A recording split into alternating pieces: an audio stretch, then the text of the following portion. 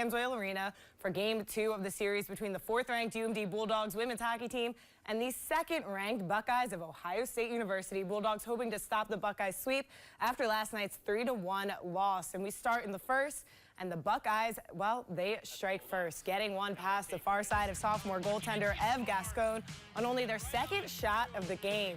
Staying in the opening frame, and UMD on the power play, Clara Van Weeren with the backhand to slip it to senior Olivia Wallin, who gets her 2nd of the weekend to tie it up. Buckeyes add one more in the 2nd to reclaim the lead, and that is where the scoring ends. The Buckeyes lead Amsoil with a 2-1 win tonight and complete the sweep.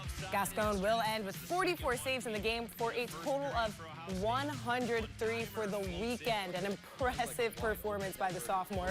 The women will travel to play a series against St. Thomas next weekend, and we, of course,